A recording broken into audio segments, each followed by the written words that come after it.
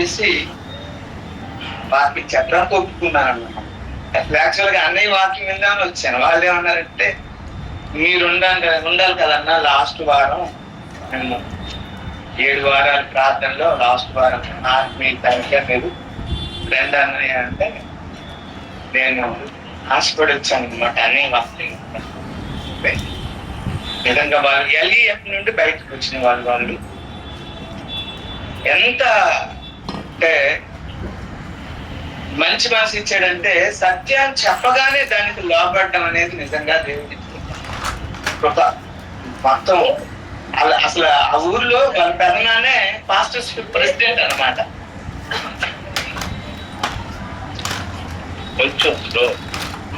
వాళ్ళ పెదనాన్న గారు పాస్టర్స్ ఫెలోషిప్ ప్రెసిడెంట్. ఆయన దగ్గర నుండి బయటికి రావడం అంటే మామూలు విషయం కాదు. అలాంటిది అందరికి చెడ్డ అయిపోయినా పర్వాలేదు కానీ మాకు సత్యం కావాలనుకుని బయట కుటుంబం అది దేవుడు నాకు ఇచ్చిన నిజంగా మంచి కుటుంబం. సాగర్లో గూగుల్ మీట్ లో వాయిస్ వినబడుతుందా మాస్టర్ గారి వాయిస్? ఓకే ఓకే, దేవుని స్తోత్రం. హల్లెలూయా. నేను ఈ రీతిగా వాక్యముని చెప్పడానికి అవకాశం ఇచ్చిన దైవజనుడు సంఘానికి కృపణందు వందనాలు. మరి ఈ సమయంలో ఒక చిన్న పాట పాడిన తర్వాత వాక్యంలో ప్రజలను మనసుపడుతున్నాను. నాకు యాక్సిడెంట్ అయ్యింది. డీజే బాక్సులు ఉన్న బొలెరో బండి అయ్యగారు పాలకొండ ప్రాంతానికి ఆదివారం కోసం సామూహిక ఆదివారం ఆరాధన చేయాలని పాలకొండ వచ్చిన టైంలో నేను మా యొక్క విశ్వాస కొడుకు మా ఆఫీస్ అబ్బాయి మొత్తం ముగ్గురం కలిసి బండి మీద వెళ్తుంటే వెనక నుండి వచ్చి నన్ను గుద్దేశాడన్నమాట. బండి కింద నేను ఇలా నిలబడి పడిపోయాను. నడుము ఇరిగిపోయింది, వెన్నుకోస ఇరిగిపోయింది. దేవుడు బ్రతికించాడు. అందుకోసమని నేను ఎలక్ట్రికల్ డిపార్ట్మెంట్ లో కాంట్రాక్ట్ బేసిక్ లో సబ్ ఇంజనీర్ జాబ్ చేస్తూ సేవలో తరుణంలో ఈ యాక్సిడెంట్ అయ్యింది. దేవుడు నాకు 2వ ఛాన్స్ ఇచ్చాడని చెప్పి ఉద్యోగం కూడా మానేసి సంపూర్ణంగా సేవకు రావాలని అనుకుంటున్నాను. కనుక నా కోసం ప్రార్థన చేయండి. అయ్యగారు ఎప్పుడు కూడా మొగమూరు దేవదాస్ అయ్యగారి తరఫున ప్రార్థన, నాకు కనిపించు నాతో మాట్లాడు అన్న మాట చెప్తారు కదా. ఆ యొక్క మాట మీదే నాకు దేవుడు ఇచ్చిన చిన్న పాట నేను రాసుకున్నది పాడి దేవుని నామాన్ని నాతో మాట్లాడుమయ్యా, నాకు కనిపించుమయ్యా, నాతో మాట్లాడుమయ్యా, నాకు కనిపించుమయ్యా, నాలో మంటమండాలన్నా, నాలో జీవముండాలన్నా, నాలో మంటమండాలన్నా, నాలో జీవముండాలన్నా, నీవే మాట్లాడాలయ్యా నా యేసయ్యా, నన్ను దర్శించాలయ్యా, నీవే మాట్లాడాలయ్యా నా యేసయ్యా, నన్ను దర్శించాలయ్యా, నాతో మాట్లాడుమయ్యా, నాకు కనిపించు, నాతో మాట్లాడుమయ్యా, నాకు కనిపించు, నాలో నాలో జీవముండాలన్నా, నాలో మంటమండాలన్నా, నాలో జీవముండాలన్నా, నీవే మాట్లాడాలయ్యా నా యేసయ్యా, నన్ను దర్శించాలయ్యా, నీవే మాట్లాడాలయ్యా నా యేసయ్యా, నన్ను దర్శించాలయ్యా, నాతో మాట్లాడొచ్చు, మాట్లాడొచ్చు, నాకు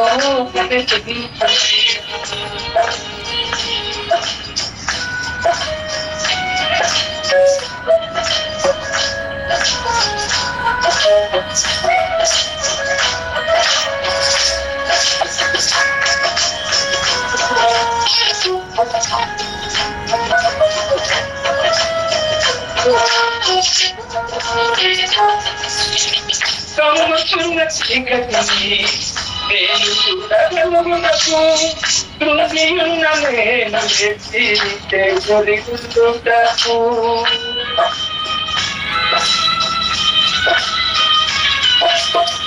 కమ్ముచున్న చీకటిని నేను చూడగలుగునకు కృంగియున్న నేను ఎత్తి కొరిగుండుటకు మాట్లాడునయ్యా నాకు కనిపించునయ్యా అందులో మాట్లాడునయ్యా నాకు కనిపించునయ్యా నాలో మంట మండాలయ్యా నాలో దీపముండాలయ్యా నాలో మంట మండాలయ్యా నాలో దీపముండాలయ్యా నీయే మాట్లాడాలయ్యా నా యేసయ్యా నిన్ను నడిపించాలయ్యా ఇదే మాట్లాడాలయ్యా నా యేసయ్యా నిన్ను నడిపించాలయ్యా నీతో మాట్లాడాలయ్యా నాకు కనిపించునయ్యా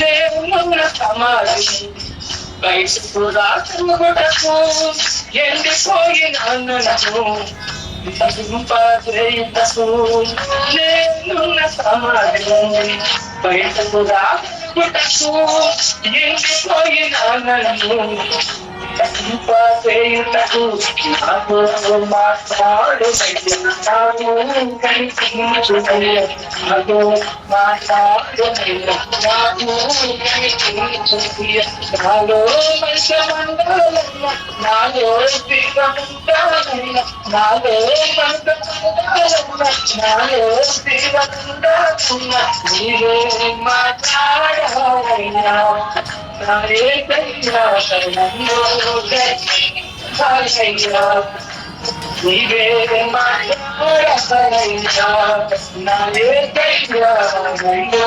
రక్షించాలయ్యా నాకు మాట్లాడునయ్యా నాకు కనిపించునయ్యా మాట్లాడునయ్యా నాకు నాలో మంట మండాలయ్యా నాలో దీపముండాలయ్యా నాలో మంట మండాలయ్యా నాలో దీపముండాలయ్యా నీవే మాట్లాడాలయ్యా నా యేసయ్యా నన్ను రక్షించాలయ్యా నీవే మాట్లాడాలయ్యా నా యేసయ్యా నన్ను రక్షించాలయ్యా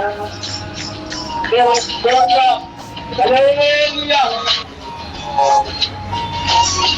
దేవుని వాక్యము నుండి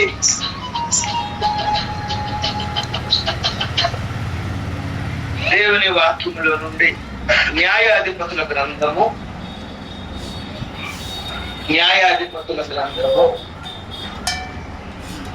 20వ అధ్యాయము 20వ అధ్యాయం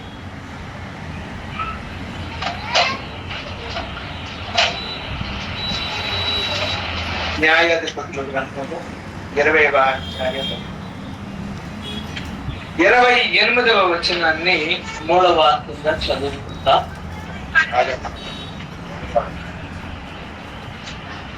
అహరోను మనుమడును ఎలియాజరు కుమారుడునైన ఫినెహాసును ఆ దినములలో దాని ఎదుట నిలుచువాడు ఇశ్రాయేలీయులు మరలా మా సహోదరుడైన బెన్యామీయులతో యుద్ధమునకు పోదుమా మానుదమా అని యెహోవా వద్ద విచారణ చేయగా, యెహోవా వెల్లుడి, రేపు నీ చేతికి వారిని అప్పగించేదనని సెలవిచ్చాను. చిన్న ప్రార్థన చేస్తున్నాం. మిక్కిలి కనికరం కలిగిన మా పరమ తండ్రిని మా కృపను బట్టి నాయన, ఈ గృహం యొక్క నా తండ్రి సమస్యను ఈ పాదాల దగ్గరకు తీసుకొచ్చి గత 6 వారాలుగా ఆఖరిగా ఈ 7వ వారం కూడా నీ పాదాల దగ్గర విజ్ఞాపన చేయడానికి ఇచ్చిన కృప కొరకు వందనాలు తండ్రి. నేను ఇంతవరకు పాటల ద్వారా ఆరాధన ద్వారా మీరు మహిమ తెచ్చుకున్నారు. నాయన, అల్పుడైన నీ దాసుడు నా తండ్రి ఎందుకు పనికి రానివాడని మీకు తెలుసు. నీ దాసుడేమి మాట్లాడలేడు, కానీ దయచేసి మీరే మా అందరితో మాట్లాడండి. వాక్య ధ్యానములు వాక్య గ్రహింపును అడ్డగించాలని చూస్తున్న దురాత్మ శక్తులన్నిటిని యేసు నామములో ఈ ప్రదేశంలో విడిచి దూరంగా పొమను ఆజ్ఞాపిస్తుండగా నాతో అందరితో మాట్లాడమని యేసు నామం అడుగుతున్నాను మా పరమ తండ్రి. ఆమె. దేవునికి స్తోత్రం. హల్లెలూయా. నాకు ఇచ్చిన అరగంటలో 15 నిమిషాలు ఇక్కడ అయిపోయింది. స్టార్ట్ అరగంట.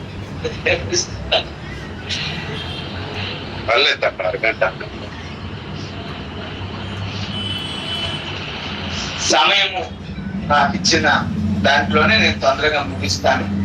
అయితే నేను ఎక్కువగా ఎక్కడైనా వాక్యం చెప్పడానికి వెళ్తే చాలా నాయన ఎక్కువసేపు చెప్పేస్తాను అనేసుకుని ఎవరైనా అనుకుంటే గట్టిగా హల్లెలూయా చెప్పమంటాను. గట్టిగా హల్లెలూయా చెప్తే ఇంకా ఆపు అనేసుకుని నాకు అర్థమైపోతాను కనుక దయచేసి మీకు విసుగు అనిపిస్తే దయచేసి వెంటనే గట్టిగా హల్లెలూయా చెప్పండి, ఆపేస్తాను. దేవుని స్తోత్రం. హల్లెలూయా, హల్లెలూయా. అందులోనే హల్లెలూయా గట్టి. దేవునికి స్తోత్రం. దేవుని వాక్యములో దేవుడు నాతో ఏం మాట్లాడా ఆ మాటలు మీతో నేను పంచుకోవాలన్నా. ఎందుకంటే ఇంటి సమస్య గురించి నాకు తెలుసు, కానీ తమ్ముడు నాకు ఇచ్చిన సాక్ష్యం ఏంటంటే సమస్య అయితే ఉంటే ఉన్నాయి కానన్నయ్య, మేమైతే దేవుళ్ళో బాధపడుతున్నాం కనుక సమస్య విషయంలో నాకు అంత ఇదేం లేదని చెప్పాడు. మొదటి నుండి అదే చెప్తూ ఉన్నాడు. కనుక నాకు ఆ విషయంలో భయం లేదు, బాధ లేదు.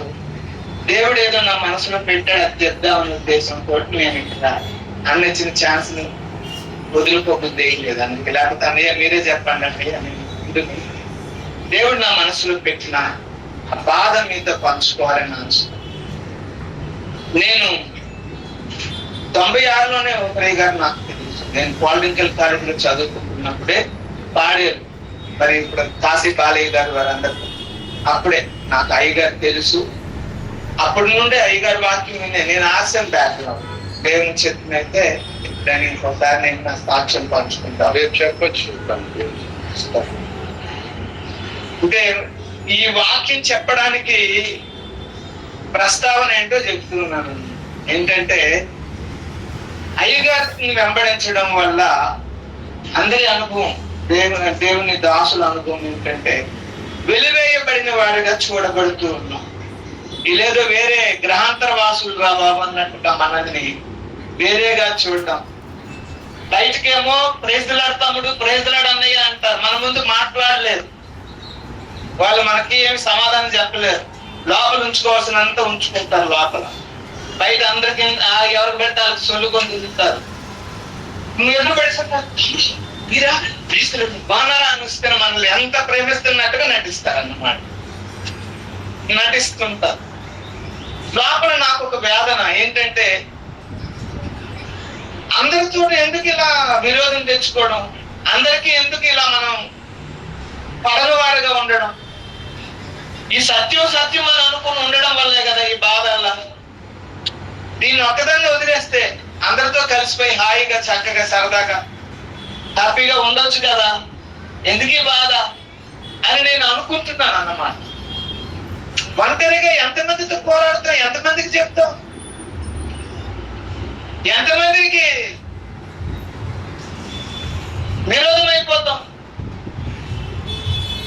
అని చెప్పి మనసులో బాధపడి కాంప్రమైజ్ అయిపోవడానికి రెడీ అయిపోతున్న టైంలో పాస్టర్ గారి ఇంటికి వెళ్తే అక్కడ ఒక కుక్క కరిసిందని నాకు. కుక్క కరిచేసింది. ఆ కుక్క కరిచేయడం వల్ల జ్వరం వచ్చి రాత్రి నిద్ర పట్టలేని పరిస్థితి అన్నమాట.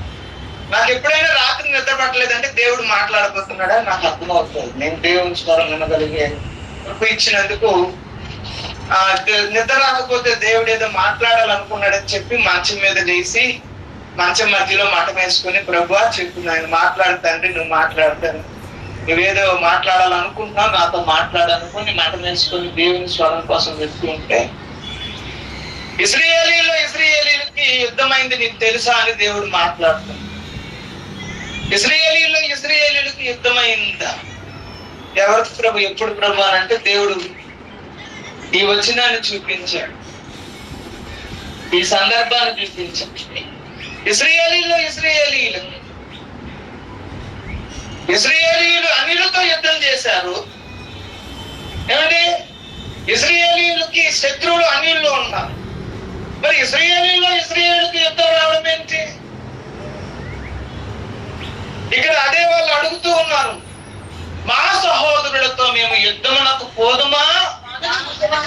అదేంటి, ఏమని ప్రార్థన చేయాలి? అసలు మా సహోదరులతో ఐక్యత ప్రభువులు కదా ప్రార్థన చేయాలి.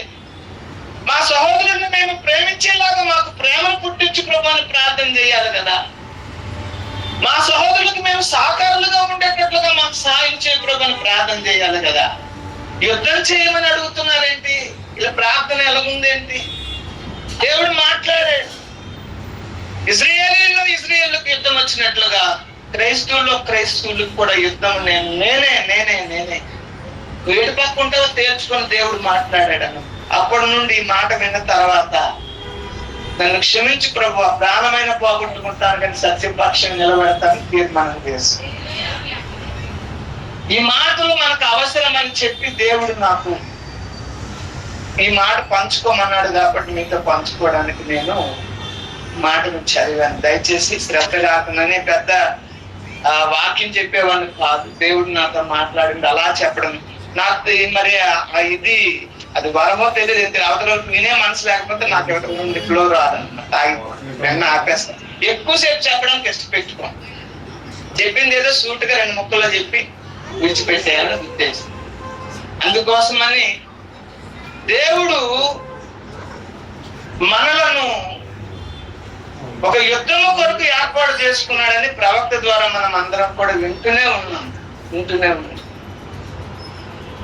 ఈ యుద్ధమునకు ఎవరైతే ఒప్పుకొని ఈ దండులోకి వచ్చారో ఏమండి, ఇది వారి సొంత అవసరాలకు చేస్తున్న పోరాటం కాదు, వారి మెప్పు కోసం చేస్తున్న పోరాటం కాదు, వారు ఈ లోకంలో ఏదో సంపాదించడం కోసం చేస్తున్న పోరాటం కాదు.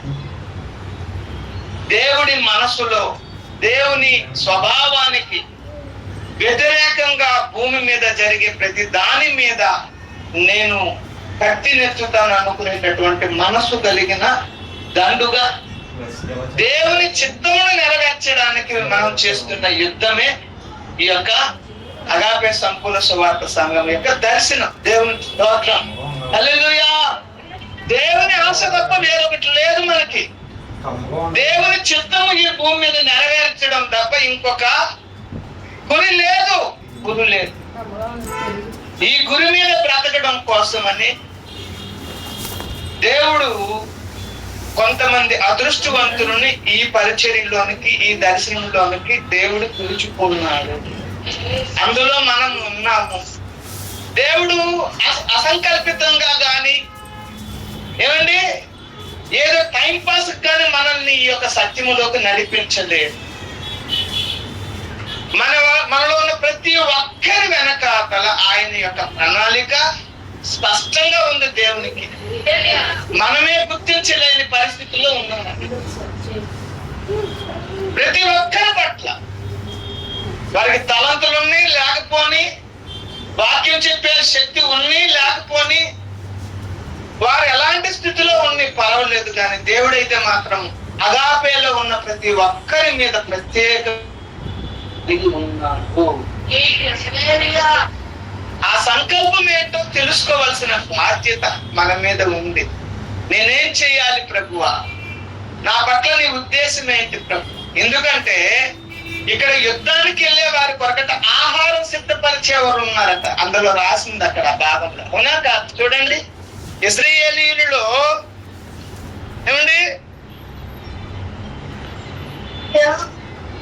20వ అధ్యాయంలో ఉంది కదా, దయచేసి చూడండి అమ్మా.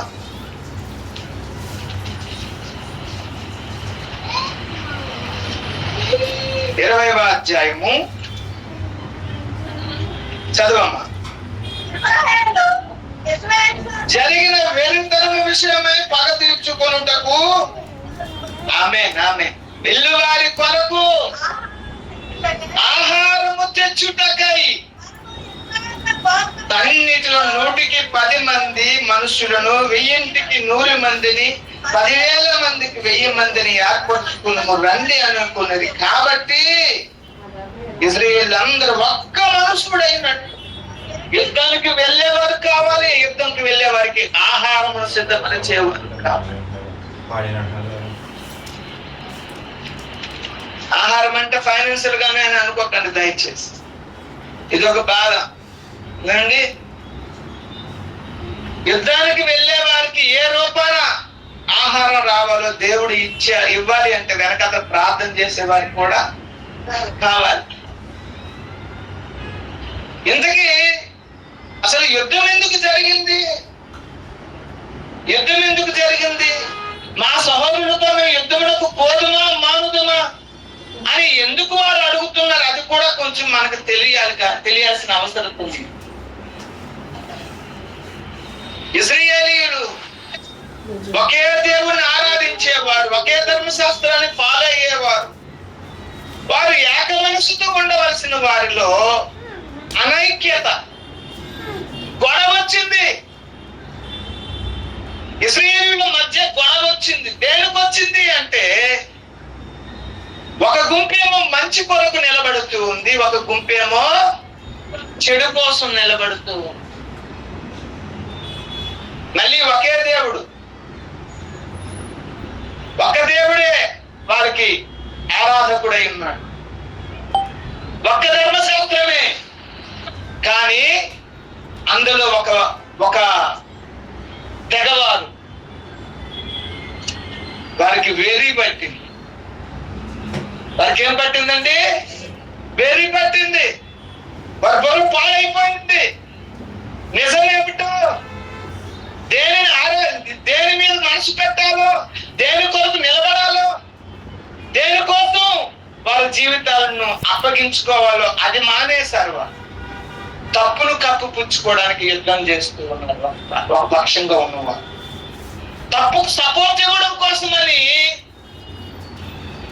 వాళ్ళు నిలబడి, వాళ్ళు ఎలాంటి వాళ్ళు తెలుసండి? వాళ్ళేం చిన్న చితక కాదు, తప్పు సైడ్ ఉన్న తప్పును సపోర్ట్ చేస్తున్న వారు మామూలు కాదు, బలహీనులు కాదు. వాళ్ళు వారి యొక్క బలము చెప్తూ ఉన్నారు. దయచేసి చూడండి 16వ వచనములో ఏర్పరచబడిన 700 మంది ఎడమ చేతి వాదము గలవారు, వీరిలో ప్రతివారును గురిగా నుంచబడిన తల వెంట్రుక మీదకి వరిసెల రాయిని, అలాంటి నేర్పరితనము కలిగిన వారు. గురిగా వచ్చిన తల వెంట్రుకను ఎవరైనా కొట్టగలరా? కానీ తప్పకుండా ఇసురు కొట్టగలరట. అంటే మనిషిని ఇంకెంత కట్టుకోగలరు చూడండి అండి. తల వెంట్రుకనే కొట్టగలిగే వాళ్ళు మనిషిని కొట్టరా? వాళ్ళు గురి పెట్టుకుని 700 మంది అవతల వాళ్ళు ఒకేసారి గురి పెట్టి కొట్టారంటే అవతల 700 మంది పడమని పడిపోతారు. అంతే. అంత బలవంతులు అనుకుని ఉంటారు వాళ్ళు. అదే మనకున్న బలంను బట్టి వాళ్ళు ఎంత పనికి వస్తారు అనుకుని ఉంటారు. ఇక్కడ బలము కాదు ముఖ్యం కావాల్సింది, దేనికోసం నువ్వు యుద్ధం చేస్తున్నావు అన్న ఉద్దేశం ముఖ్యం. దేనికోసం నిలబడుతున్నావు నువ్వు? అప్పటికే వాళ్ళందరూ బతిమాలు చెప్తున్నారు, అయ్యా మనలో మనకెందుకు గొడవ? ఈ తప్పు ఎవరి ద్వారా జరిగిందో ఆ తప్పు చేసిన వాళ్ళు మాకు అప్పగించండి, వాళ్ళు మేము శిక్షించి దేవుని కోపాన్ని మన సమాజం మీద నుండి మనం తొలగించడానికి ప్రయత్నం చేద్దామంటే ఆ తప్పు చేసిన వారిని అప్పగించడానికి ఇష్టపెట్టుకోకుండా వారి పక్షంగా నిలబడి యుద్ధానికి రెడీ అయిపోయాడు.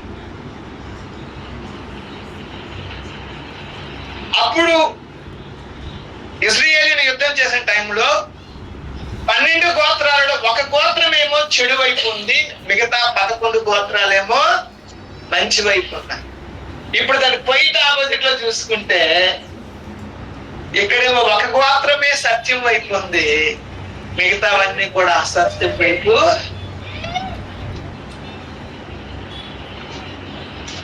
వాళ్ళు ఆలోచించట్లేదు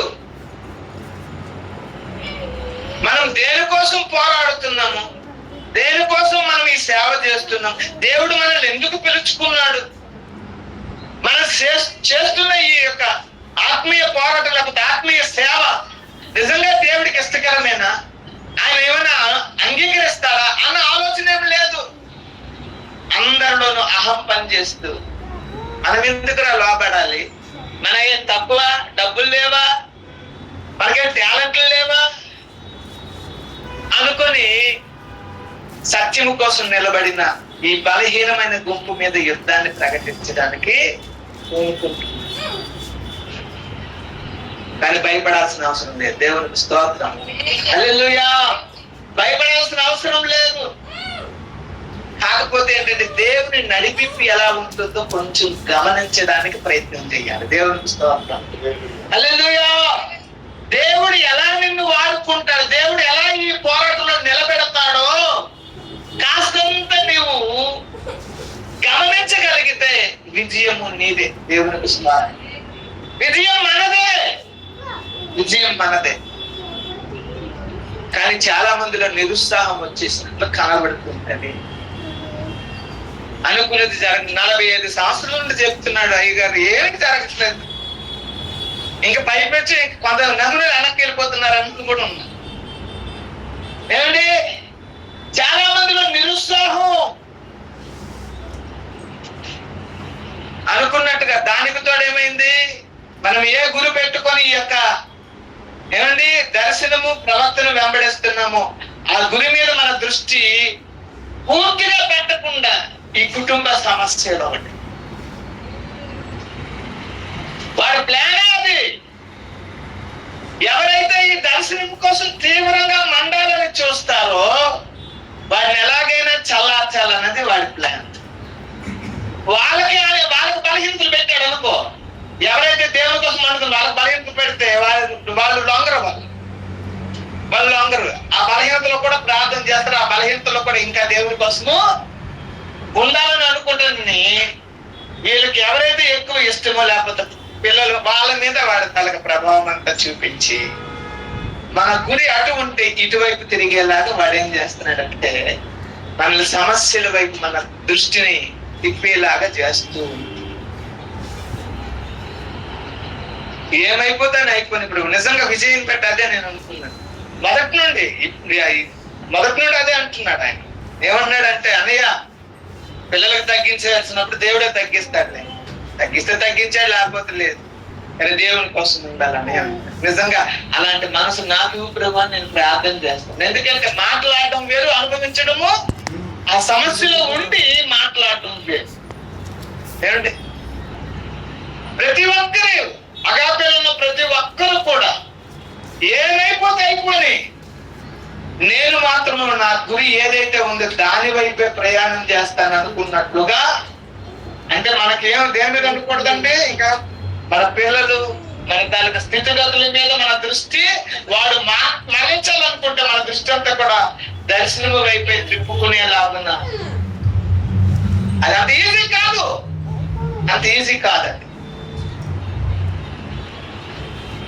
ఆ దర్శనము వైపు మన దృష్టి ఉండాలి అనుకుంటే కొన్నాళ్ళు మనం ఉపవాసంతో ప్రార్థన చేయాల్సిన అవసరం. అందుకే అయ్యగారు మరి ఆదివారం చెప్పారు కదా, ఈ బాధ పడే కంటే రండి ప్రార్థన, రండి ప్రార్థన పిలిచే కంటే వచ్చినప్పుడు ప్రార్థన చేయించితే అంటే దేవునికి స్తోత్రం, హల్లెలూయా. అండి ఇదే మంచి పని.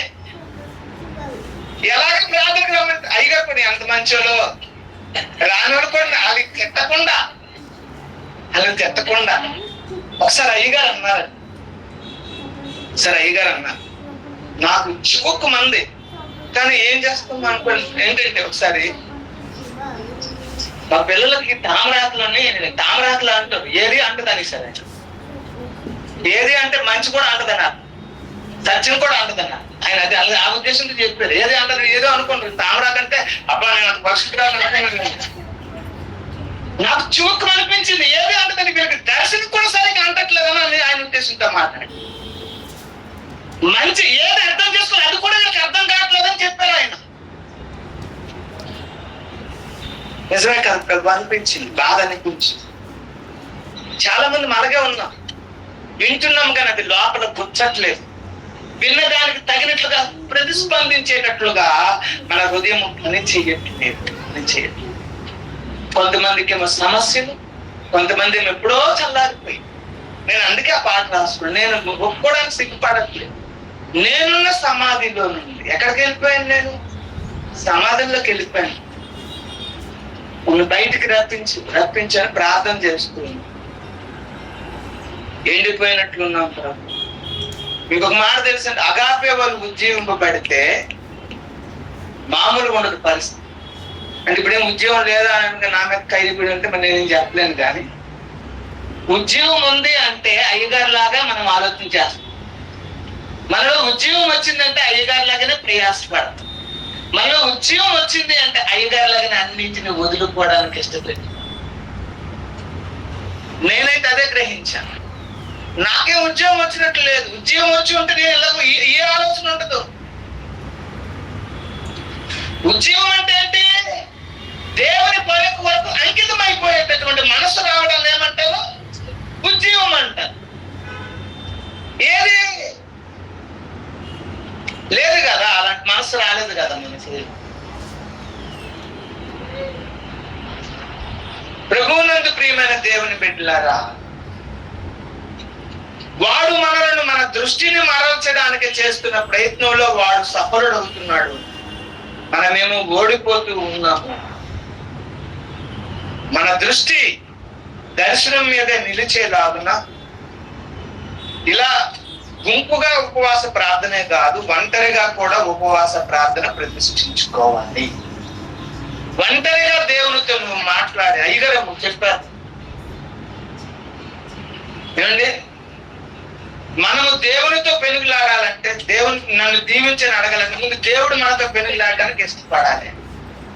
అంటే మనతో దేవుడు తగుపెట్టుకోవడానికి ఇష్టపడట్లేదు. ఎందుకంటే ఇటు పెట్టుకున్న వేస్ట్ అన్నట్టుగా అనిపించిందేమో దేవుడికి.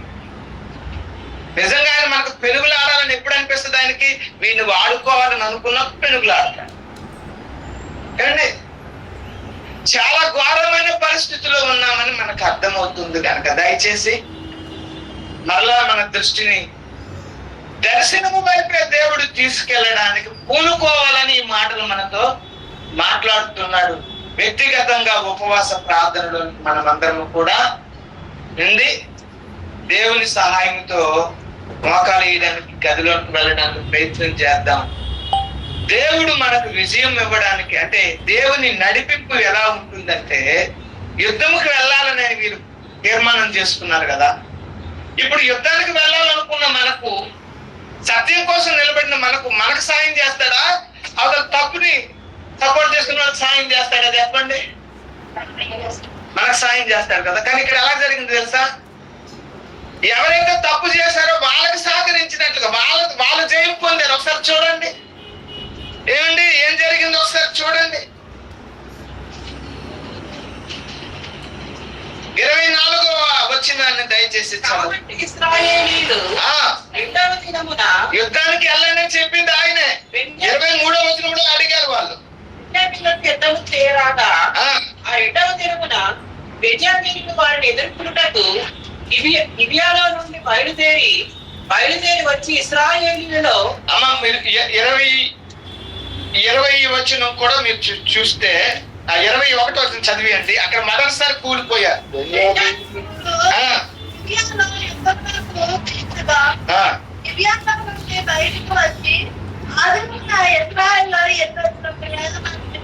ఇశ్రాయేలీయులలో 22,000 మందిని కూల్చేశారు.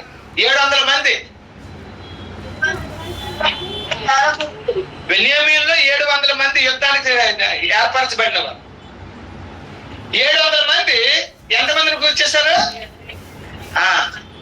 అవతల వాళ్ళు ఎవరు? దేవునికి స్తోత్రం, హల్లెలూయా. ఏమండి, సత్యము వైపు ఉన్నాము, మంచి వైపు ఉన్నాము. దేవుడు మనకు సాయం చేయకపోతే ఎవరికి సాయం చేస్తాడు? అనుభవం వెళ్ళారు యుద్ధానికి వెళ్తే అందులో 22,000 మంది చచ్చి. ఏమనిపిస్తుంది ఇప్పుడు? ఏమనిపిస్తుంది? ఏంటి, అరే మంచి వైపు ఉండడం మంచిది, మనకి ఏమాత్రం కూడా మంచిది కాదురా అని అనుకోవాలి అసలే. కానీ ధైర్యం తెచ్చుకొని, ఎప్పుడు కూడా మొదటిసారికే నిరుత్సాహం రాదు. మొదటిసారికి నిరుత్సాహం రాదు, మళ్ళీ ట్రై చేద్దాం అనిపిస్తుంది. మళ్ళీ ధైర్యం తెచ్చుకొని యుద్ధంలో ఎక్కడైతే ఓడిపోయారో అక్కడే మళ్ళీ వాళ్ళు ఏం చేశారట?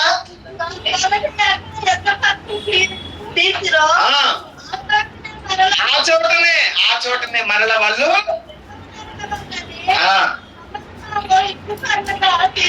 యుద్ధ పంతులుగా తీర్చుకుని, మరియు ఇశ్రాయేలీయులు పోయి సాయంకాలం వరకు, ఉదయం నుండి సాయంకాలం వరకు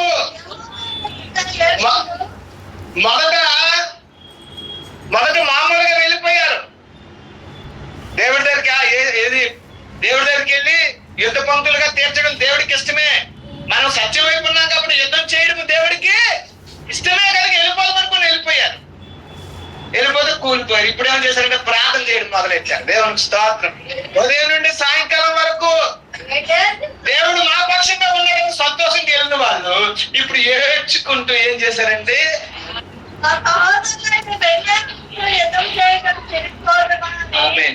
దేవునికి స్తోత్రం చేయక మా సహోదరుడైన ఇశ్రాయేలీయులతో, ప్రభువా మీరు మా పక్షంగా ఉంటారని యుద్ధంకి వెళ్ళడమే నీ చిత్తం అనుకుని మేము వెళ్ళాం. ఇప్పుడు ఇలా జరిగిపోయింది, వెళ్ళాలా వద్దా ప్రభు అనుకుని ఉదయం నుండి సాయంకాలం వరకు ఏడ్చుకుంటూ ప్రార్థన చేస్తే మళ్ళీ దేవుడు ఏమన్నాడంటే వెళ్ళండి అనుకుని చెప్పాడట. చెప్తే పోవుడి, వారితో యుద్ధము చేయబోవుడని తెలవించాడు. కాబట్టి ఇశ్రాయేలీయులు 2వ దినమున బయలుదేరి 25వ వచనం, గిబియాలో నుండి బయలుదేరి వచ్చి ఇశ్రాయేలీయులు 18 మంది, వేల మంది. ముందు 22,000 మంది, ఇప్పుడే 18,000 మంది చంపేశారు. వీరందరూ ఎలాంటి వాళ్ళు తెలుసా? ఎలాంటి వాళ్ళు తెలుసండి? కట్టి మంచి టాలెంటెడ్ ఉన్న వాళ్ళే చచ్చిపోయారండి. సహకరించాల్సిన వాళ్ళే చచ్చిపోయారు. మన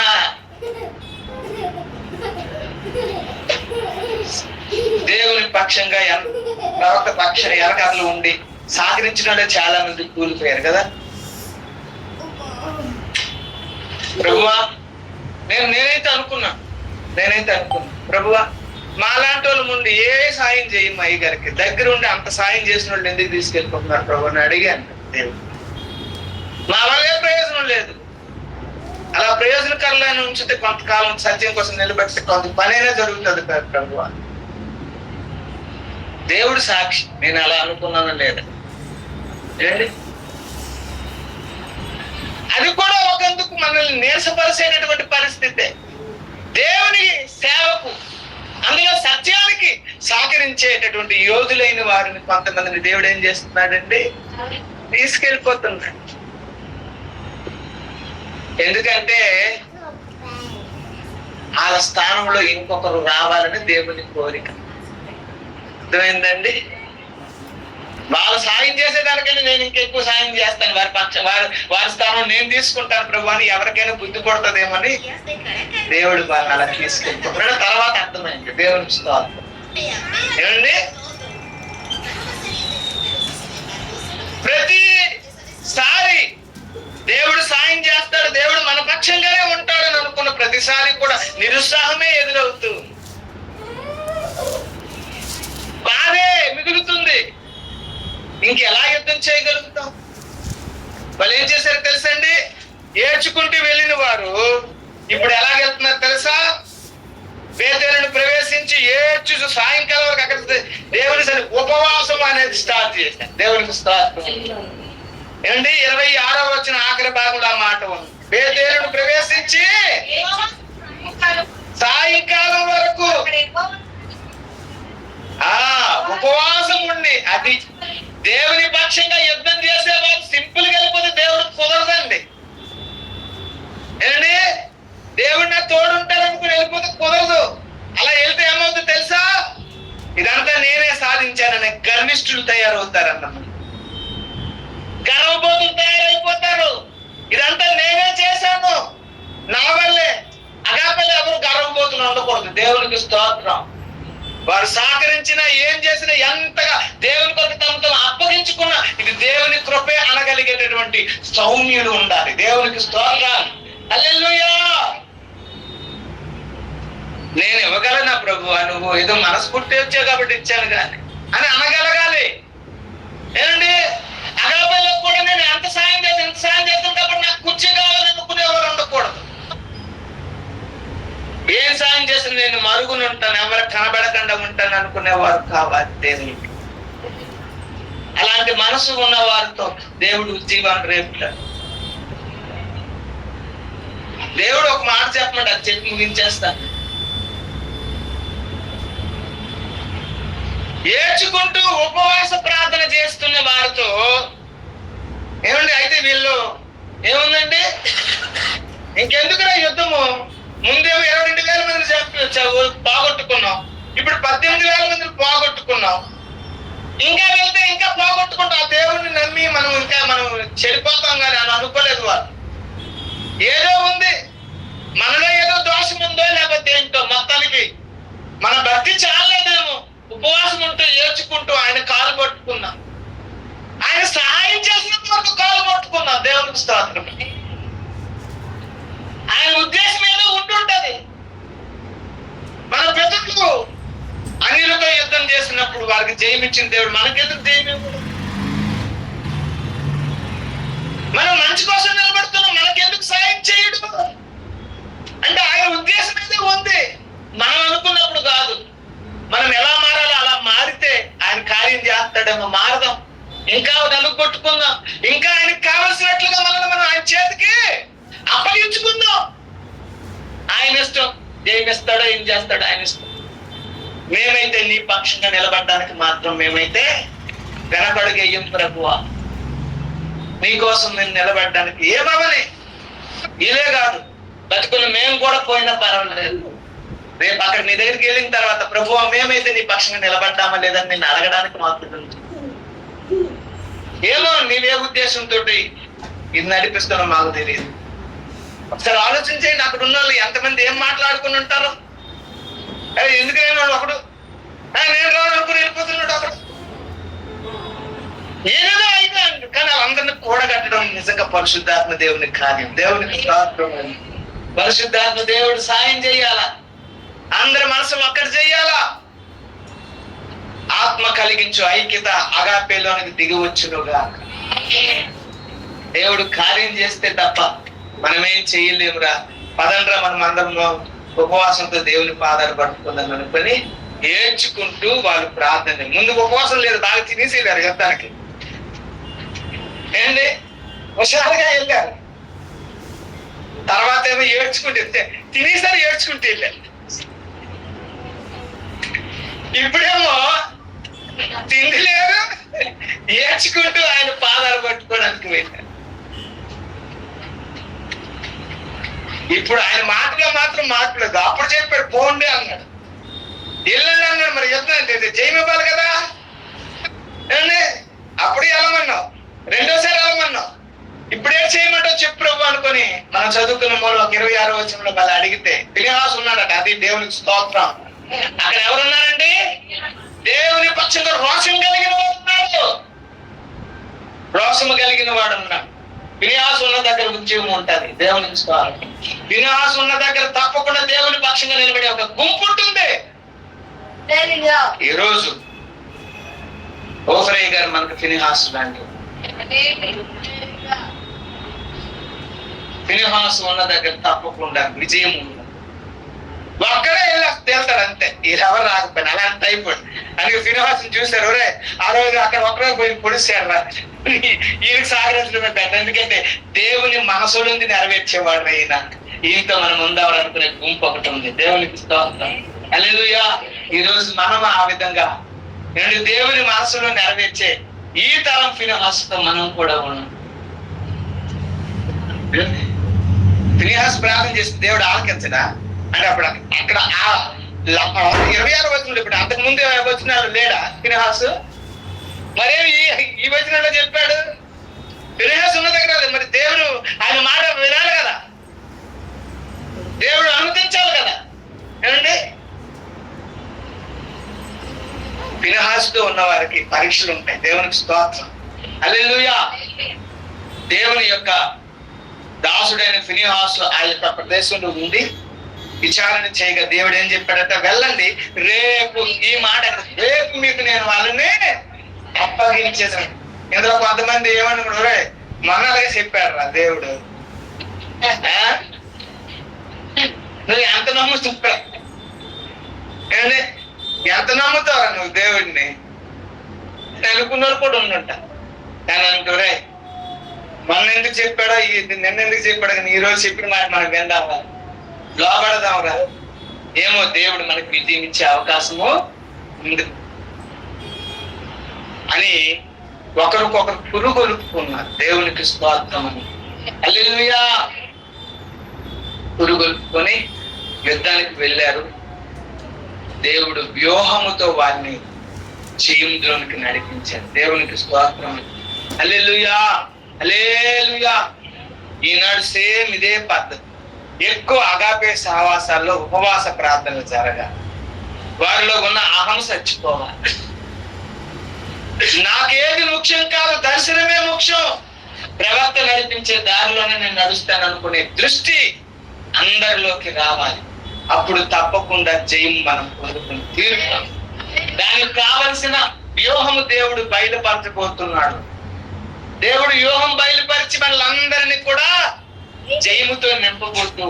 అక్కడ జరిగిందా లేదా చూడండి ఒకసారి. ఏమండి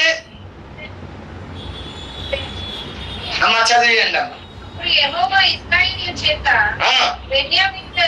హతము చేయించెను. ఆ రేపుకి ఇశ్రాయేలీయులు బెన్యామీనులో 25,000 మంది మనుషులను చంపారు. దేవునికి స్తోత్రం. ఏమండి 32వ ఏముందంటే, బెన్యామీను మునుపటి వల్లే వారు మన ఎదుట నిలువలేక కొట్టబడి ఉన్నారని అనుకునేది, కానీ మనము పారిపోయి వారిని పక్కన నుండి రాజమానవుడికి రాజేయము రండని.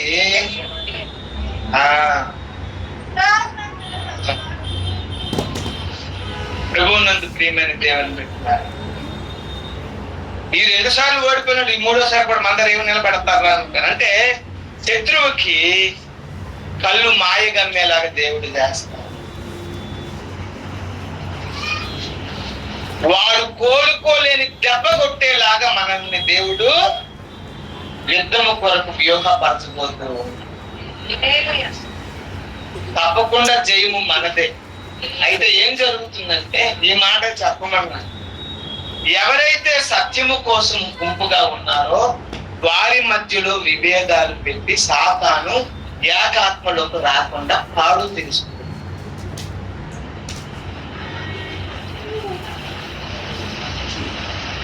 వారి యొక్క దృష్టి దర్శనం మీద లేకుండా ఒక మనిషి దేనికి లోబడతాడో, దేనికి లొంగిపోతాడో, సత్యంలో ఉండి కూడా ఆ దర్శనం వైపు తన దృష్టి లేకుండా అయిపోతాడో, అలాంటి పరిస్థితుల్లోకి తీసుకొచ్చి మనల్ని కూడా నిరుత్సాహపరుస్తూ ఈ గొప్ప ఉద్యమం, ఈ గొప్ప యుద్ధం కొరకు మనల్ని ఏమండి నిలబడకుండా చేసేస్తూ.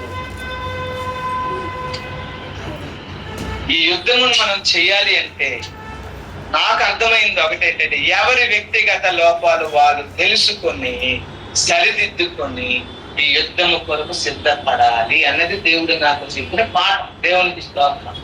ఒకరి తప్పులు నేను నాకు అనవసరం. మీరు ఇలా చేస్తున్నారు, అలా చేస్తున్నారు అనుకున్నంత వరకు ఎవరు కూడా యూనిటీలోనికి రాలేము. వీళ్ళు గొప్ప వాళ్ళు గొప్ప లేదు, వీళ్ళు తప్పులు వాళ్ళ తప్పులని అనుకోవడానికి లేదు. ఎవరి తప్పులు ఎవరవో ఏంట అనేది ప్రతి ఒక్కరు దేవుని దగ్గర.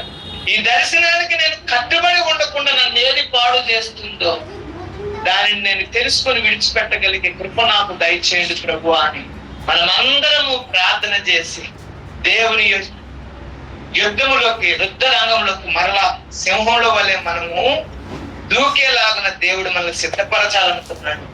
అతి గొప్ప మనం అందరం పొందుకున్నాం. దేవుడి మాటలు మనం దీవించిన అవకాశం ఇచ్చిన ప్రార్థన చేద్దాం. అలా కళ్ళు మూసుకుని దేవాన్ని తీసుకోవచ్చు. ప్రార్థన అలా కళ్ళు మూసుకుని దేవాన్ని పొందండి. ప్రభువుని వేడుకొందాల. దేవుడి స్తోత్ర. పిల్లలు దర్శనం కొరకు మనందరనే